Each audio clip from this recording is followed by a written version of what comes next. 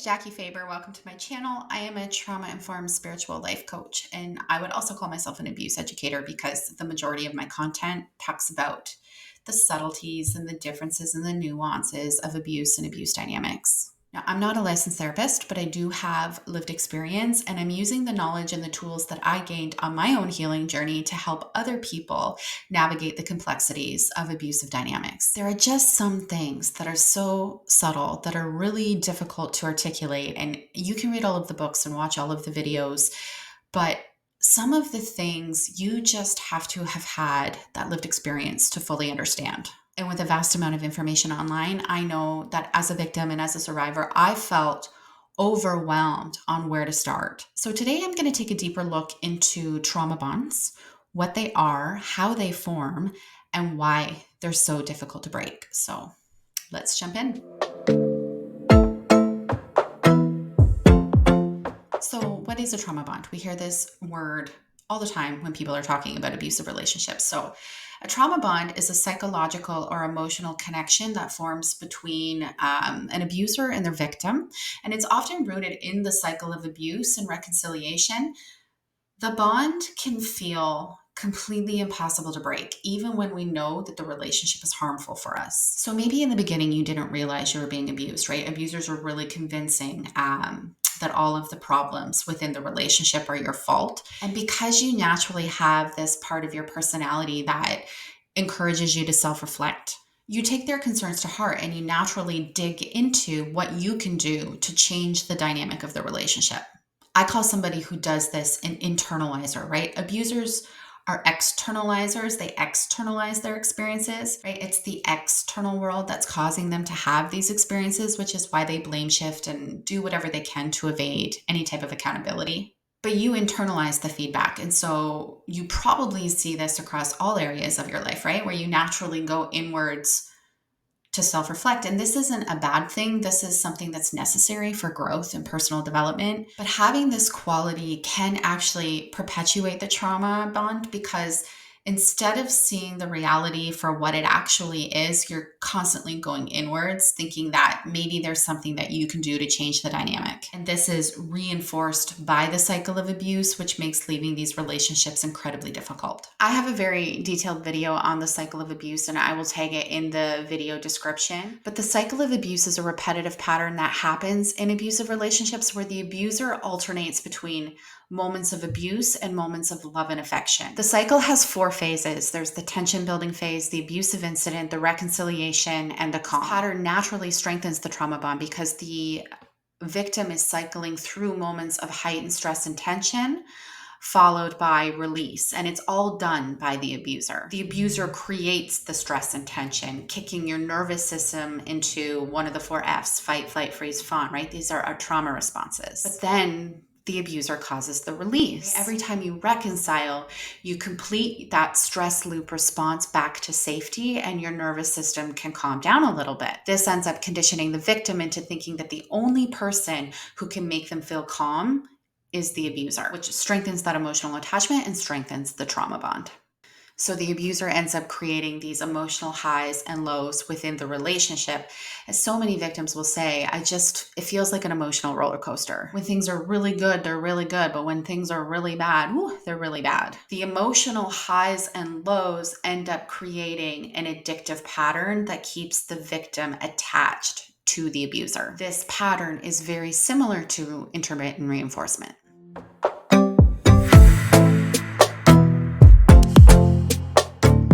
Intermittent reinforcement is a concept that's rooted in behavioral psychology. So American psychologist B.F. Skinner conducted these experiments with animals to see how behavior is influenced by both punishment and reward. Positive reinforcement is when you get rewarded for good behavior. Negative reinforcement is when you get punished for bad behavior. He discovered that timing and frequency of the reinforcement significantly impacted how strongly the behavior was learned and maintained. Intermittent reinforcement had the most profound results. Unlike continuous reinforcement, where a behavior is rewarded every single time it happens, think of like giving your dog a little treat every time you say sit. Intermittent reinforcement involves only giving rewards occasionally and unpredictably. Skinner found that behaviors reinforced on an intermittent schedule were more resistant to extinction or to stopping than those that were reinforced consistently. So, in abusive relationships during the devaluation phase, and this is after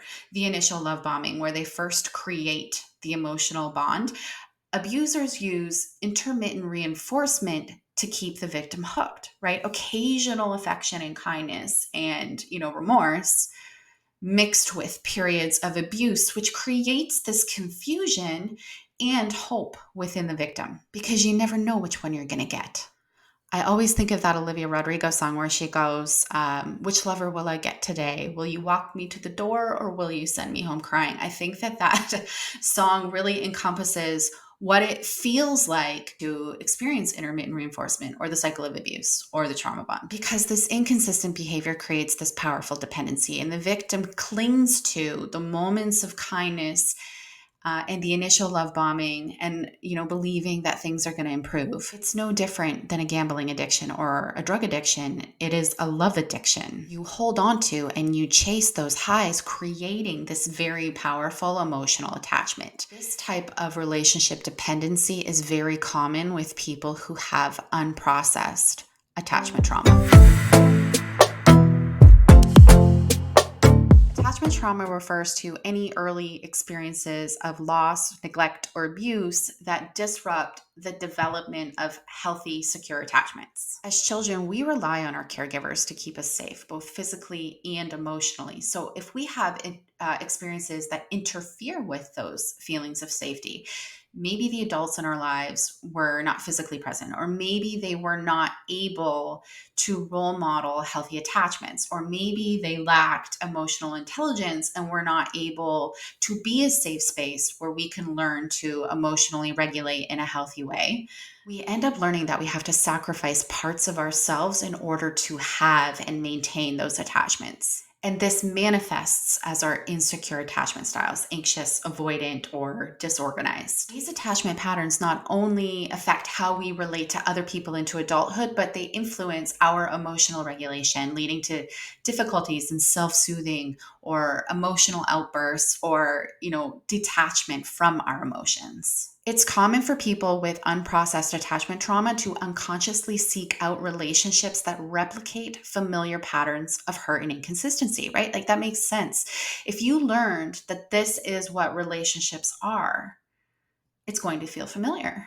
This is your definition of relationships, even to the point where maybe you actually reject healthy people because it doesn't offer the same familiarity as those toxic cycles that you're used to. And abusers exploit these vulnerabilities. During the love bombing phase, they give you all of that love and attention to create the emotional attachment. It triggers all of your unresolved trauma, and you think finally somebody is giving me the love that I've always wanted. They will get you to open up about your past and make promises that they will treat you different. All of these things will trigger your attachment trauma. And because the feelings are so intense, and they're intense because of the attachment trauma, misinterpret these feelings as genuine love and emotional intimacy when really it's just attachment. So people with attachment trauma often grow up feeling unseen or unloved or unworthy, leading to this deep-seated need to seek approval and validation outside of the self. In their adult relationships, they might become overly reliant on their partner to meet their emotional needs, even if the relationship is abusive. The abuser becomes their primary source of validation, love, and security, creating that powerful dependency. And to gain the validation that they crave, victims of attachment trauma might engage in people-pleasing tendencies, sacrificing their own needs and boundaries just to keep their abuser happy. They may believe that by constantly giving to their partner, they will eventually receive the love and attention and the validation that they're craving. But this overcompensation often leaves them more vulnerable to exploitation and to further abuse. A core issue for many people with attachment trauma is the fear of abandonment. And this fear can make it incredibly difficult for you to leave an abusive relationship, even when you know that leaving is the best thing for you. Often abusers will exploit this fear by threatening to leave or by withholding affection or by isolating the victim from other sources of support, which deepens the victim's dependence on them. So understanding the connection between unprocessed attachment trauma and the patterns in these relationships is a crucial piece of breaking the trauma bond, because the intense feelings that you're having are actually not about that person. They're not about your abuser. They're about all of the unprocessed trauma. This is why I say if you're in the early stages of dating and this person is triggering all of your attachment trauma, that is a big red flag. That person will not be somebody who's going to be a healthy match for you.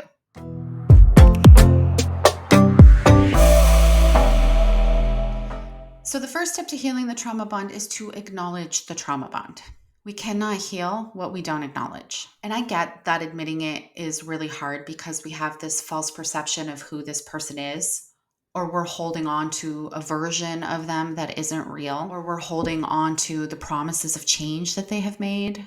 But I think it's really important that we have to live in the now. We have to live in the reality of now, where they're being abusive. So examine your relationship and look for the patterns, like the abuse cycle, intermittent reinforcement, the highs and the lows, the excuses and the promises. Understanding that abuse lies in value systems that justify being abusive. They're being abusive because they believe they have a right to be. It's not because of something you said or did, like they make you believe. It's because they have value systems that justify being abusive. Values rooted in entitlement, objectification, expectation of submission, and a complete lack of accountability. Someone who valued kindness and who valued respect and who valued equality would not be abusive. Love is a verb. It's what we do. So love and abuse cannot coexist. At its core, love is about care and respect and genuine concern for the well-being of another person, right? True love involves supporting the other person's growth and their happiness and their emotional security. It's rooted in safety and stability. But abuse is rooted in control and harm. It creates an environment of fear, insecurity, instability, and it undermines a victim's sense of self-worth and emotional safety, leading to the feelings of confusion and helplessness and isolation. So based on these two definitions, love and abuse are mutually exclusive. It's one or the other. They cannot coexist. If you think they love you, there is some faulty thinking somewhere that needs to be unpacked. Step number 2 is to seek support. Abusive relationships leave you feeling isolated, so it's important to build a network of support as you work through breaking the trauma bond. You can seek professional help like a therapist or a coach who specializes in trauma and abuse, or you can reach out to trusted friends and family who can offer emotional support and a different perspective. If you don't have access to those resources, you can always reach out to a DV shelter or a DV hotline. They can help you create safety exit plans, offer you some legal advice, or give you access to counselors as you work through this process. Support groups are also a great resource because they are full of people who've had the same experiences as you. I have a Facebook group called Finding Safety that is for victims and survivors of abuse to come together and to create community. The group offers support and validation, and it's full of people who understand absolutely everything that you're going through and can maybe offer you tips on how to move forward. These relationships leave you feeling so isolated that it is important to build a support network. Step number 3 is establishing boundaries. It is incredibly difficult to break free from and heal the trauma bond if you are maintaining contact with your abuser. They know all of your buttons. They know how to manipulate you and use your vulnerabilities against you. They know your trauma and they know how to exploit it. So setting and enforcing clear boundaries with your abuser is a very important step. And this might include physical separation or limiting or no contact. Now, I'm not going to sugarcoat it. Leaving is not easy. It's going to be hard because it's going to dig up all of your unprocessed attachment trauma that kept you from leaving in the first place. It's going to bring all of your fears, self-doubts, and insecurities to the surface, and you will be left with a choice: to stay, to cave, and to perpetuate the cycle, or to leave and to heal the trauma. The choice is yours. Boundary work will help you heal attachment trauma. I strongly recommend working with a coach or a therapist while you do this, because your inner child is really sneaky and they will rationalize away behaviors that will keep you stuck in these loops of people pleasing and codependency and self-sabotage if you're not careful. If you need help setting boundaries, I have a course called Finding Limits that'll teach you exactly how to do that. It has over 2 hours of video content, a 93-page workbook that'll help you learn how to create and enforce meaningful boundaries that protect your concept of self. Through boundary work, you will never lose yourself in a relationship again. So I will link the course in the video description. Step number 4 is to rebuild your self-worth. All of our healing and growth work starts with the same thing: self-care. Especially if we have a history of putting other people's needs and other people's wants ahead of our own. It's time to make your own needs and your own wants a priority and creating a self-care plan that centers that. If you don't even know where to begin, you have to start with how you feel. Find things that make you feel good and start there. Start with doing those things. Make sure you're choosing activities that address each area of the holistic self, your spiritual, mental, emotional, and physical bodies. They're all connected. So if you need help with this, send me a message and we can book a clarity call. Step number 5 is to gradually detach. So we know that at the root of the trauma bond is emotional attachment. We have to start detaching. We only get attached to things when we feel like those things offer us something that we don't know how to give ourselves. So you want to dig into that a little bit. Start asking yourself, what is it about this person that I think that they're giving me that I can't give myself? What do I feel is lacking in my life? Maybe it's simply letting go of the idealized future or the promises of change. Like, I know that I held on for so long because of all the plans we had for the future: marriage and more kids and vacations and things that we were going to do to the house. But you have to remember that all of those future plans are done intentionally so that you stop looking at what is going on in this present moment and you spend your time focusing on the future. It's done so that you forget about the now where they're abusive and they're treating you poorly. That future doesn't exist and it will never exist with that person. So some tips for helping you detach: meditation is a great tool, emotional journaling, focusing on your personal goals, or educating yourself on abuse and abuse tactics. All of these things will allow you to see the relationship more clearly and realize that you are living from an idealized version of somebody and not the reality of who they actually are. And finally, step number 6 is reconnecting with healthy relationships. Finding healthy people who support you and reinforce your self-worth are so important. You need to regain trust that there are good people out there. There are people that value, love, and respect the same way that you do. So it's incredibly important to find them. And finding positive relationships and feeling the safety within them, oh my gosh, it's going to help you heal all of your attachment wounds. Like, first we have to do the self-work, the honoring ourselves, the honoring our values, the setting the boundaries, and the removing toxic people. And once we've done all of that, it opens space for safe and supportive people to come into our life. And this is why boundary work is so important, because safe people respect boundaries. Unhealthy people, they push boundaries and they reject boundaries. So if you want to find healthy and safe people, you have to have boundaries. You have to face the fear so that the safe ones can make their way to you. Breaking the trauma bond is a journey. It's okay to take small steps. It took me a year to emotionally detach before I finally ended the relationship. Baby steps every single day. And if you need support with this, I have a guide called Breaking Free that recaps everything that I talked about on this video and offers practical tools to help you break the trauma bond. I also have a 20-minute guided meditation that's designed specifically to release the emotional attachment of the trauma bond. You can check that out on my channel. You're stronger than the bond that holds you. Your true self that's free from pain and fear, they're waiting for you to reclaim your life. If you found this video helpful, please like and share so other people can experience the same benefits. And don't forget to subscribe to my channel so that you can receive notifications when I post new content. Thank you for watching and take care of yourself. Until next time.